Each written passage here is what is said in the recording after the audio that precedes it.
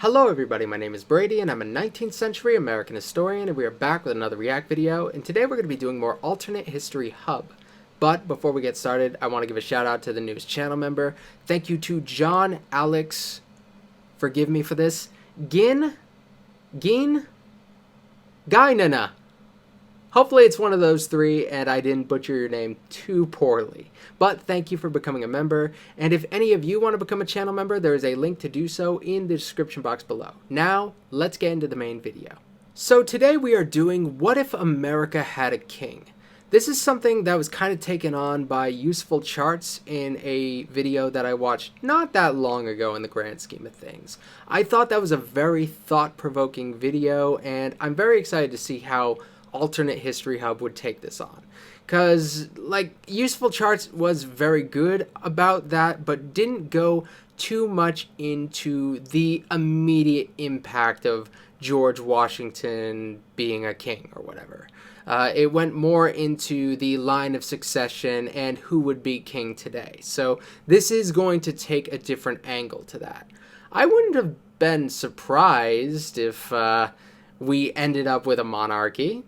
In this hypothetical scenario, we leaned heavily into a very British system because Americans, we were British at the time, so that only made sense. Of course, there was Greek influence and influence all over the place here, but it was heavily British. So to imagine that we leaned a little bit heavier in that direction, it wouldn't be at all surprising, really. But we ended up with what we had, so what is most likely to happen is what actually happened, but it would be nice to play with scenarios if things are tweaked a little bit here, so I'm excited to see what direction he takes with this. So let's get this started and see if this can give us anything fun to talk about. When I traveled to Washington, D.C., I decided to pay attention to the imagery and symbolisms in the Capitol. In the halls of the American History Museum, there is this statue of George Washington in a robe and holding a sword. And then in the ceiling of the That's a little rotunda in weird. the Capitol, Washington is depicted among the gods of Rome. Even the Washington Monument, the tallest structure in D.C., was meant to be even grander. A 600-foot tall obelisk surrounded by 8-story tall pillars, and on top of that, a statue of Washington himself on a chariot. One thing that this is making me think about, and we're going into American imagery a little bit here, in this scenario, are we going to pull back on some of the Greek influence if we are heading a little bit more in the British direction? I understand there's going to be a little bit of crossover or whatever, no matter which direction you end up going with this. There's no way you can completely write out one influence or the other in this time, given the culture that was already firmly established. But it does make me think, wouldn't it be fun to see how our American mythology changes? My point is that if you went into Washington, D.C. with absolutely no previous knowledge, you would think I that see the this new was Mexican city flag in the of a background. king or an emperor. And this sparked an idea. What if the United States had actually made George Washington a king? What if the United States, instead of becoming a republic, became a monarchy? I'll try my best to theorize about what possibly could have happened. The American Revolution was a national experiment. It was not only to bring forth a unique form of government without a king, but one that united 13 traditionally different colonies. The thing about experiments is sometimes they don't work out the way you want them to. When he talks about it being an experiment, it's interesting to point out that among revolutions, America's is considered to be more conservative. So it's not that weird to think they would go with something that is considered proven, a monarchy. While it is a revolution, they ended up leaning back on a bunch of proven ideals. So that's a thing. Of course, there's some new stuff that is brought to the table, but a lot of people question whether the American Revolution was all that revolutionary. It's a huge discussion that you pretty much have to get into if you study the American Revolution. So the fact that it is a pretty conservative revolution there's nothing surprising about a potential monarchy. They went back on a lot of things that they fought against. So let's talk about taxation. Keep this in mind throughout the entire scenario. At the time that I'm discussing, the United States was not a superpower. It was a fragile, weak nation. When asking the question, what if America became a monarchy? This isn't ignoring the political atmosphere of the time. If there was one country that would be the worst place for a monarch in the late 18th century, it was early America. The United States had already fought a war and broken up with its king. Anybody who wanted a king would want good old George III, not a new George. The United States didn't even exist as a uniform body we think of it today. The colonies were used to having their own laws and customs for decades, maybe centuries. That's why the Articles of Confederation had as little unity as possible. And this is really interesting because he's talking about a concept called salutary neglect, kind of. He's kind of talking about that. So when colonization occurred, the mother country was a little bit hands-off and allowed the colonists to generally govern themselves. So when they tried to crack down upon them and, I guess, enforce order or whatever they wanted to do, that was a shock to the eventual Americans because they were so used to governing themselves. When you start taking away more of their political rights, they're not going to take too kindly to that because they are used to having a certain amount of rights, and it's hard to go backwards on that sort of stuff. And then he talks about the Articles of Confederation, and that it makes me wonder, I think we're probably going to go through the Articles of Confederation. That's going to be a thing. And then the Constitution's probably going to come in this case. But in the Constitution, we're going to have a monarch established instead of the president as we know it today. That's the only scenario I can really think of in which we get a monarch. Unless we have the Constitution somehow failing, and then we have a new sort of Constitution, like our third attempt, which that would be interesting, but I don't know if I buy into that one as much. And after that failed, the replacement, the Constitution, was still controversial because it was seen as giving a federal government too much power. A king being crowned to rule 13 separate regions is so out of character for the politics and culture of the time, it has to be noted before I theorize what would happen. America's monarchy wouldn't be impossible. It could perhaps have its king, yet only if quite a bit of events went differently, the situation was dire enough, and a whole lot of magic. The Constitution, as said earlier, was not the first plan for the United States government. This first government was ratified in the Articles of Confederation in 1777. The federal government actually didn't have money and relied on the states to give it money, which the states, unsurprisingly, didn't. Yeah, that's the biggest problem with the Articles of Confederation. The lack of the ability to tax. If you can't tax, you have no money, and if you're relying on people to volunteer to give money, they might not give you all the money you need. That was one of the big problems in the American Revolution. That's why a lot of the soldiers did not have the resources that they needed. That's why a lot of Federalists come out of the American Revolution, because they know what it's like to not have money. They know what it's like when taxation power is weak. So a lot of them will end up supporting taxation. A lot of them won't, but we do have a lot of major Federalist figures who are going to come out of the American Revolution. And if you're able to turn on the concept of taxation, which they were already against going into the Revolution, they were fighting against taxation, and then suddenly we have a whiskey tax early into the country. So that probably makes you think, like, what did we even fight about? But if you're willing to turn on that, you're probably going to be willing to turn on some other stuff like monarchy, which it's the most proven form of government at the time.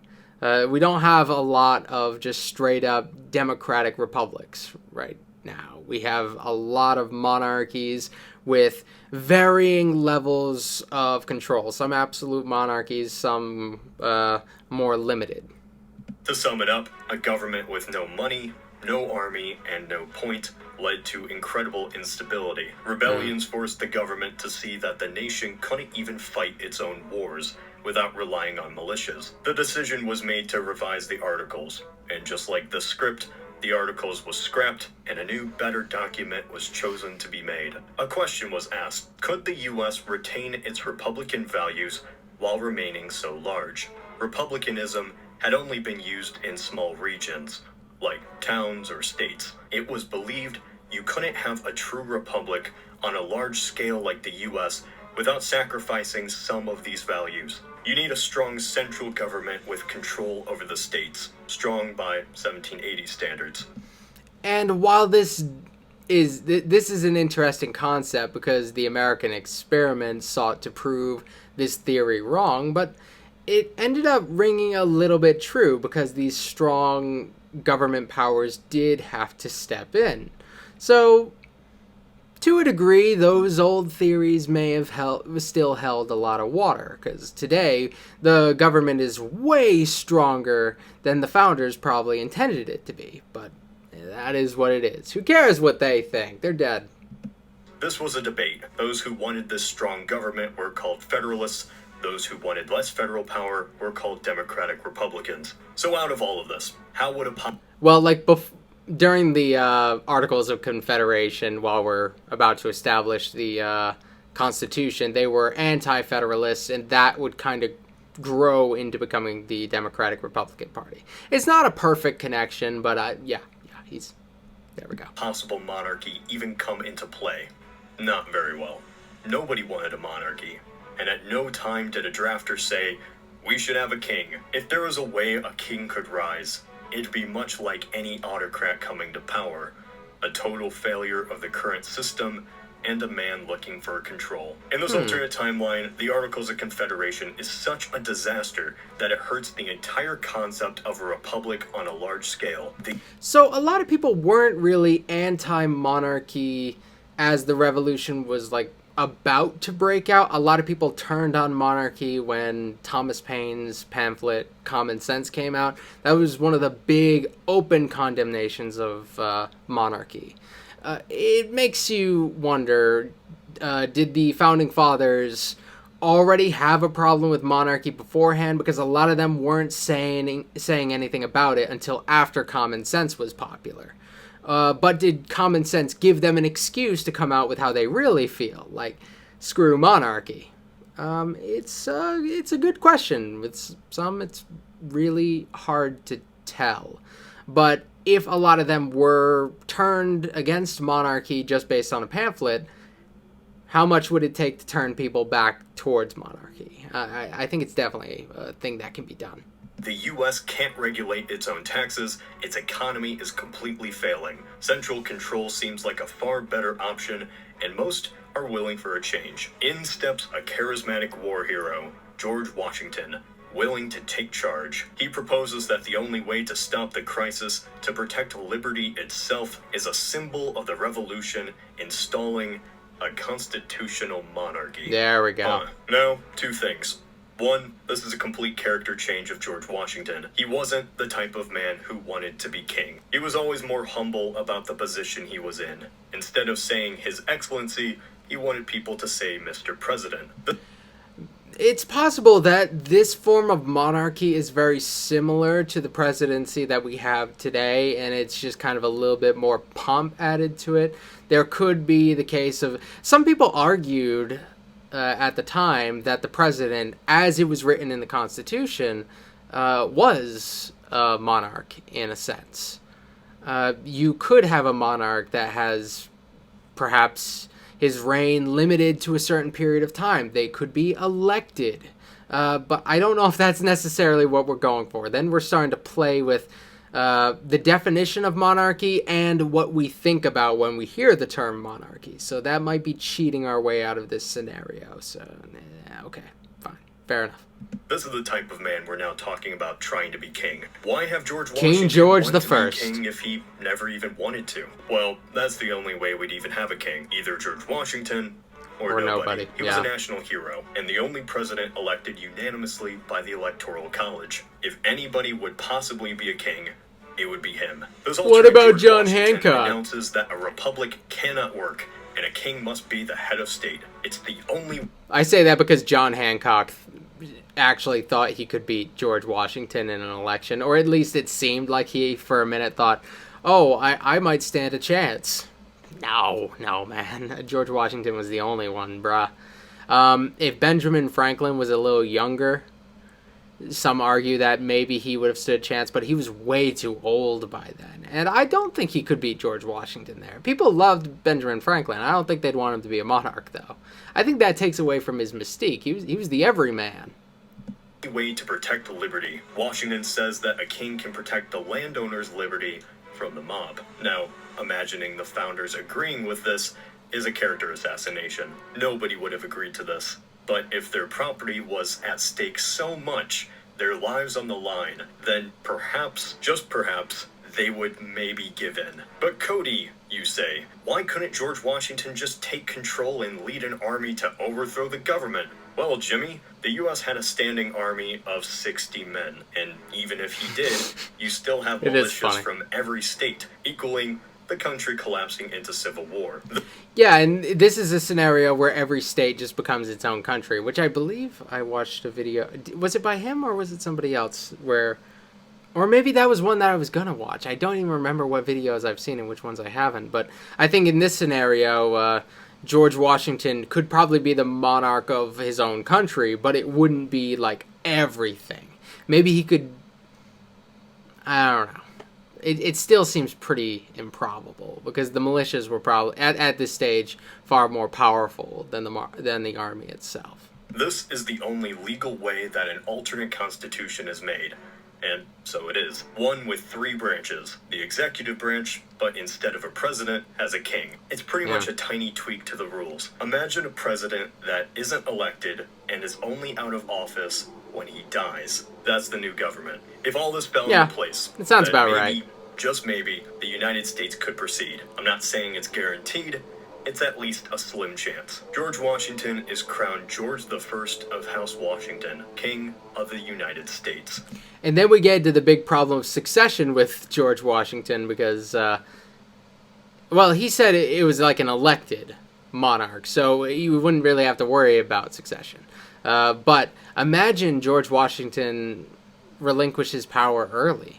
Imagine we end up with King John Adams for life.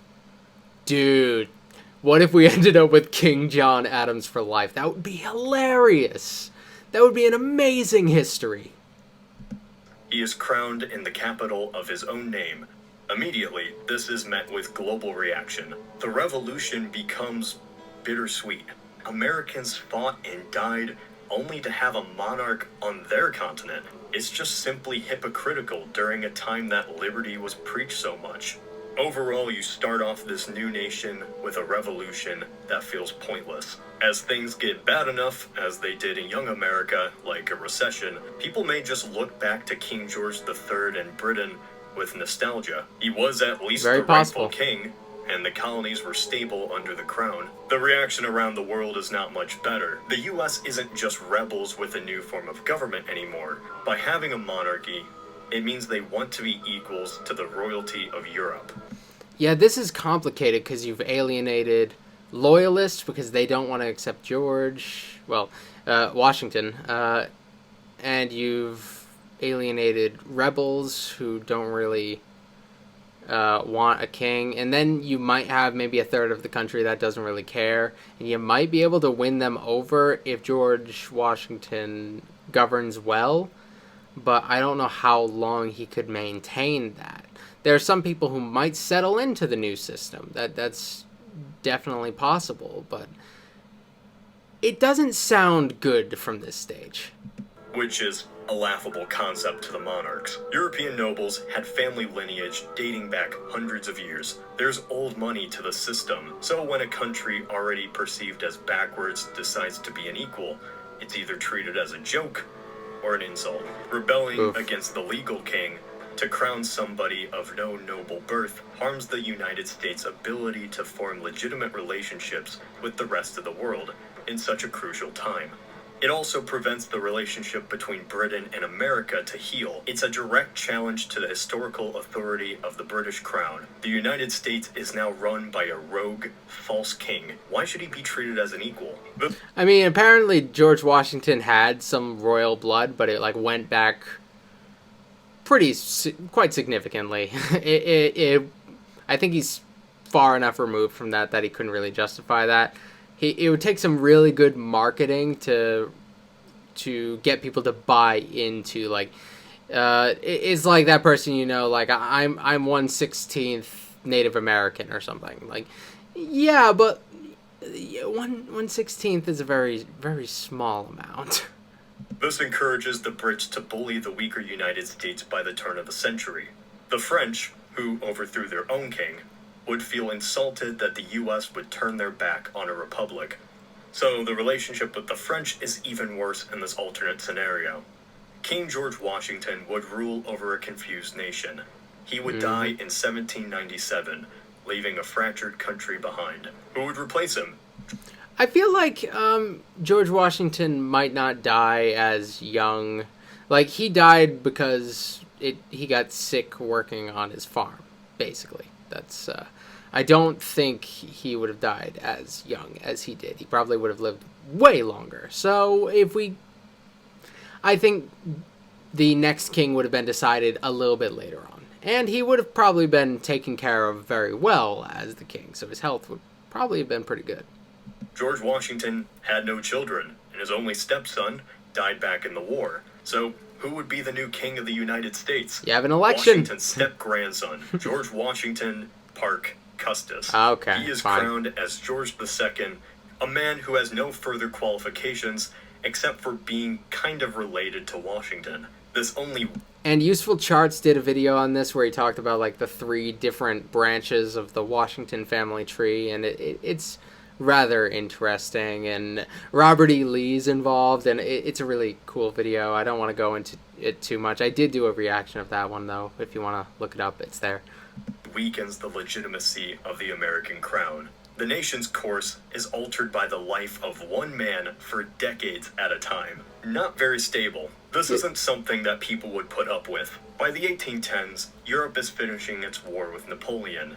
The United States has stayed on the sidelines for the entire time. Britain didn't focus much on the US, until at least the United States begins to be a threat. Okay, I got it. The US had prospects on Canada, which is one of the reasons why there is the War of 1812. Yeah, so that's very possible that something ends up... It makes me think, if George Washington is involved early on, I think we would end up with a decently powerful military. I feel like if he doesn't have to... It depends how limited his powers really are, though. If he is limited as the president is, it's going to be a little bit difficult to build the military, but I think if we don't have, like, a huge Democratic Republican surge, he might be able to get kind of a Federalist-like presence to support expanding the military significantly. And they're probably fearing European powers, and they're probably going to want to build up their forces defensively. So there might be a decent military power in the United States early on under King George I.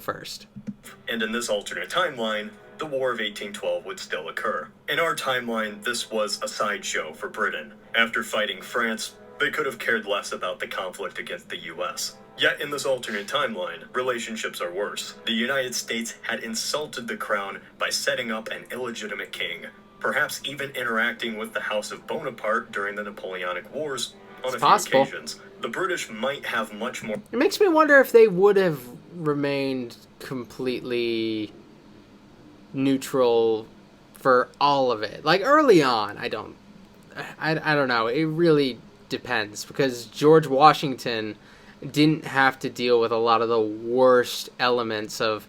But George Washington's going to die at the normal time. So I don't know how Washington... I don't know how George II would end up handling that. I don't know his personality nearly as well, so I can't really argue what would end up happening with the handling of, like, seizing of American ships or whatever. Assuming that still happens, which, yes, it probably will. More interest in revenge, one that they could actually try in. By now, the American people wouldn't be united. The United States has become nothing more than a dominion of a king, keeping control over independent states that didn't really want him. This tarnishes the very idea of a national government. The United States and United Kingdom go to war, and the British send far more men, equipment, and ships to North America. The Americans may have a standing army, yet they're no match against a force that just fought against Napoleon. The British burn Washington, D.C., sending... Well, they were also kind of weakened from fighting against Napoleon. While they are ready to fight, they also do have... There is a downside to have been fighting with Napoleon for a while, and that was one of their weaknesses in our real timeline. So it really depends on the Washington legacy and their ability. This one piece, it looks awful. Their ability to build up that standing army, and I honestly don't know. I think George II is a big question mark for me. Putting the government into exile and devastating. And I think George I is the still going to be around for a while. demoralized, So I don't know. begin calling it quits on the country. The spirit of revolution has been dead for a while. This was the final nail. What was the point if America was just gonna be another monarchy? So states would simply break away after the fall of Washington, D.C. Central authority only brought a king, so by doing the exact opposite, leaving the Union, this could be seen as an act of liberty. Perhaps some states join back into the British Commonwealth, perhaps some join Canada. Overall, the United States just breaks up. It was a national experiment, one that was betrayed by men. But where do we go? To make this new nation ruled by a king. Overall, it was just one big hypocrisy that tainted the revolution and the very idea that was the United States of America. This flag becomes one not of revolution, but a reminder of the federal system that failed and became the burden on the states. Of course, this is simply one possible outcome. Could it have worked if America had crowned a king? Perhaps, but it was just so different than the ideology of the time. I don't see it working any better than just being a confused mess. We'll never know for sure what would happen if history had changed, but it's fun to theorize. This is Cody of Alternate History Hub. This video was sponsored by Blue Apron. Okay, I'm going to play through his ad because that's kind of what I do, but you can skip through it on my video if you feel like it. Just feel bad if you do. When I'm working on these videos, I often don't like to leave the work area of my home, considering the nearest store is quite far away. Now, luckily for me, there is a service that delivers fresh ingredients to your door, along with recipes on how to cook them. So, how does it work? If you sign up, you are sent a refrigerated box containing all of your supplies, shipping free of charge, with new ingredients every month. There are 3 different recipes you can cook, but for me, I made smoky seared cod. It was actually pretty simple, better than the endless supply of pizza and Diet Coke. Anyway, Blue Apron is pretty simple.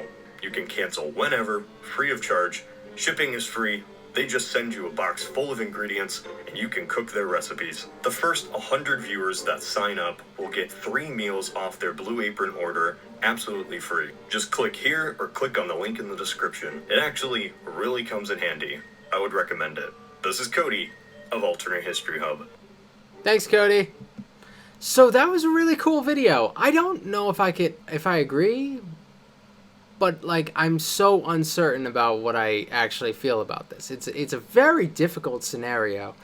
I feel like if we had anything close to a monarch, it would be like a president for life. So in the case where we have George Washington, he dies or whatever, or even maybe he steps down, I would imagine we'd have a case where we do another election or something like that. And that could essentially be an elective monarch that is subject to re-election. Well, it's subject to another election when that monarch passes away. So president for life sounds like a mess. I don't think we'd end up actually deciding until probably at least 1800, because under different circumstances, if George Washington is king, I'd imagine the circumstances that actually led to his death would not have occurred. So unless he somehow works in that he can just step down when he feels like it, which is also very possible if we're keeping with George Washington's original personality, I don't see him dying as early. So I feel like this would drag out a little bit longer. And then who would be the next president for life? It's hard to say. It's all really dependent on when Washington ends up stepping down and what the presence of a king does to change political development. Because do we get the Democratic Republicans if we have a monarch? I think we'll get something kind of like that, but its form might end up changing because reality kind of like works around circumstances sometimes. I think it would have to take on a different form because the government is fundamentally different in this huge way, but I can't be certain. That was fun. That was fun to think about. I hope you guys enjoyed this video because I really had a lot of fun talking about this. I should do more Alternate History Hub. So for how long I've known about his channel, I haven't done as many of his videos as I thought I would have, but I should definitely get back to him a little bit more because there are some really fun scenarios he plays with. All right, so if there's any of his videos you want me to check out in the future, leave them in the comments. If there's anything else you want me to check out, also leave them in the comments. Like, comment, subscribe, become a channel member, damn it, and I'll see you guys next time. Later.